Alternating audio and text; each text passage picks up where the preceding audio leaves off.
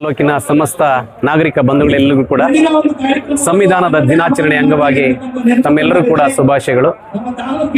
ಬಂಧುಗಳೇ, ನಮ್ಮ ದೇಶಕ್ಕೆ ಸಾವಿರಾರು ವರ್ಷಗಳಿಂದ ಆರ್ಯರಿಂದ ಹಿಡಿದು ಅಹಮದ್ ಅಬ್ದಾಲಿ ಶಾಹಿವರೆಗೂ ಕೂಡ ಈ ದೇಶದ ಮೇಲೆ ನಿರಂತರವಾದಂಥ ದಾಳಿಗಳನ್ನು ಮಾಡಿದ್ರು. ಆ ಹಿನ್ನೆಲೆಯಲ್ಲಿ ಭಾರತ ದೇಶ ಸುಮಾರು 400 ವರ್ಷಗಳ ಕಾಲ ಈ ಪಾಶ್ಚಾತ್ಯರ ದಬ್ಬಾಳಿಕೆಗೊಳಗಾಗ್ತದೆ. ಅದರಲ್ಲಿ ಕೂಡ 200 ವರ್ಷಗಳ ಕಾಲ ನಮ್ಮನ್ನ ರೂಲ್ ಮಾಡ್ತಾರೆ. ತದನಂತರ ಕಾಲದಲ್ಲಿ 1909ರಲ್ಲಿ ಪಾರ್ಲಿಮೆಂಟ್ ಸುಧಾರಣೆಗಳು ಬರ್ತವೆ. 1919ರಲ್ಲಿ ಚೆಮ್ಸ್ಫರ್ಡ್ ಸುಧಾರಣೆಗಳು ಬರ್ತವೆ. ಈ ಎಲ್ಲ ವಿದ್ಯಮಾನಗಳ ಜೊತೆಯಲ್ಲಿ 1927ರಲ್ಲಿ ಸೈಮನ್ ಕಮಿಷನ್ ಈ ದೇಶಕ್ಕೆ ಬರುತ್ತೆ. 1928ರಲ್ಲಿ ಏನ್ ಮಾಡ್ತಾರೆ, ಜವಾಹರ್ಲಾಲ್ ನೆಹರು ಅವರು ಏನ್ ಮಾಡ್ತಾರೆ, ಮೋತಿಲಾಲ್ ನೆಹರು ಅವರು ಏನ್ ಮಾಡ್ತಾರೆ, ಒಂದು ಕರಡವನ್ನ ಡ್ರಾಫ್ಟ್ ಅನ್ನ ರೆಡಿ ಮಾಡ್ತಾರೆ. ಆದ್ರೆ ಮೊಹಮ್ಮದ್ ಅಲಿ ಜಿನ್ನಾ ಬೇರೆ ಬೇರೆ ಇನ್ನಿತರರು ಒಪ್ಕೊಳ್ಳೋದಿಲ್ಲ.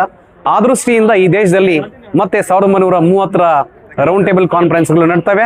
ತದನಂತರ ಕಾಲದಲ್ಲಿ ಈ ದೇಶದಲ್ಲಿ 1935 ಅಲ್ಲಿ ಏನಾಗುತ್ತೆ ಅಂತ ಹೇಳಿದ್ರೆ ಒಂದು ಕಾಯ್ದೆಯನ್ನ ಮಾಡ್ತಾರೆ. 37ರಲ್ಲಿ ಚುನಾವಣೆಗಳು ಬರ್ತವೆ. 39ರಲ್ಲಿ ಪ್ರಪಂಚ ಯುದ್ಧ ಪ್ರಾರಂಭ ಆಗ್ತದೆ. 42ಕ್ಕೆ ಈ ದೇಶದಲ್ಲಿ ಗಾಂಧೀಜಿಯವರು ಒಂದು ಕರೆಯನ್ನು ಕೊಡ್ತಾರೆ, ಭಾರತ ಬಿಟ್ಟು ತೊಲಗಿ ಅಂತ.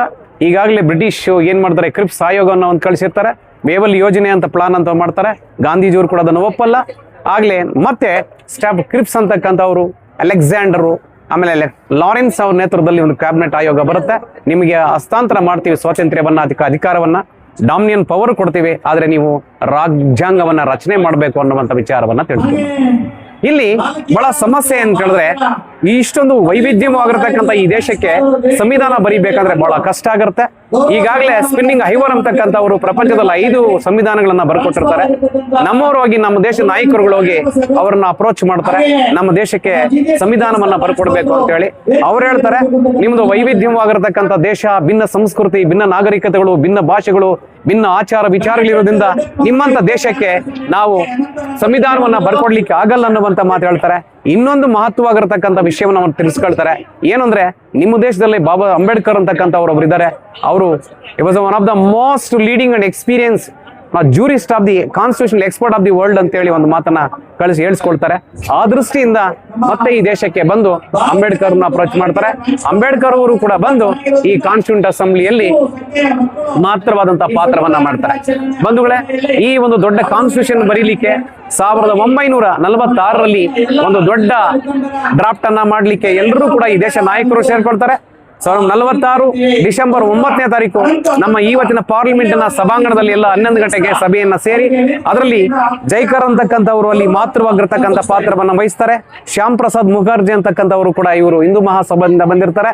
ಈಗಾಗಲೇ ಜೈಕರ್ ಬಗ್ಗೆ ಯಾಕೆ ಹೇಳ್ದೆ ಅಂತ ಹೇಳಿದ್ರೆ, ಇಂಗ್ಲೆಂಡ್ನ ಪ್ರಿವಿ ಕೌನ್ಸಿಲ್ ನಲ್ಲಿ ಅವರು ಜಡ್ಜ್ ಆಗಿ ಕೆಲಸ ಮಾಡಿರ್ತಾರೆ. ಇವೆಲ್ಲವುಗಳ ಹಿನ್ನೆಲೆಯಲ್ಲಿ ಏನಾಗುತ್ತೆ ಅಂತ ಹೇಳಿದ್ರೆ, ಈ ಕಾನ್ಸ್ಟಿಟ್ಯೂಂಟ್ ಅಸೆಂಬ್ಲಿನ ರಚನೆ ಮಾಡ್ಲಿಕ್ಕೆ 20 ಸಮಿತಿಗಳನ್ನ, 5 ಉಪಸಮಿತಿಗಳನ್ನ ಮಾಡ್ತಾರೆ. ಆ 20 ಸಮಿತಿಗಳಲ್ಲಿ ಬಹಳ ಇಂಪಾರ್ಟೆಂಟ್ ಅಂತ ಹೇಳಿದ್ರೆ ಡ್ರಾಫ್ಟಿಂಗ್ ಕಮಿಟಿ. ಆ ಡ್ರಾಫ್ಟಿಂಗ್ ಕಮಿಟಿಗೆ ಡಾಕ್ಟರ್ ಅಂಬೇಡ್ಕರ್ ಅವರನ್ನ ಆಯ್ಕೆ ಮಾಡ್ತಾರೆ. ಅದರಲ್ಲಿ 4 ಜನ ಸದಸ್ಯರನ್ನ ಆಯ್ಕೆ ಮಾಡ್ತಾರೆ. ಮುನ್ಷಿ ಅವರು, ಆಮೇಲೆ ಮಿತ್ತಲ್ ಅಂತಕ್ಕಂಥವ್ರು, ಕೇತನ್ ಅಂತಕ್ಕಂಥವ್ರು, ಅಲ್ಲಾಡಿ ಕೃಷ್ಣಸ್ವಾಮಿ ಅಂತಕ್ಕಂಥವ್ರು, ಗೋಪಾಲ್ ಸ್ವಾಮಿ ಅಯ್ಯಂಗರ್ ಅಂತವ್ರನ್ನೆಲ್ಲ ಕೂಡ ಅಲ್ಲಿ ನೇಮಕಾತಿ ಮಾಡ್ಕೊಂಡ್ ಬರ್ತಾರೆ. ಇದು ಡ್ರಾಫ್ಟ್ ಕಮಿಟಿಗೆ ಸಂಬಂಧಪಟ್ಟಂತ ವಿಚಾರ. ಇದಾದ್ಮೇಲೆ ಬಹಳ ಪ್ರಮುಖವಾಗಿ ಏನು ಅಂತ ಹೇಳಿದ್ರೆ, ಇದು ಸುದೀರ್ಘವಾಗಿ 3 ವರ್ಷಗಳ ಕಾಲ ಈ ಸಂವಿಧಾನವನ್ನ ಬರೀತಾರೆ. ಆಗಿನ ಕಾಲಕ್ಕೆ 63,96,742 ರೂಪಾಯಿ ಖರ್ಚು ಮಾಡ್ತಾರೆ. ಅಷ್ಟು ದುಡ್ಡು ಅಂದ್ರೆ ದೊಡ್ಡ ದುಡ್ಡನೆ.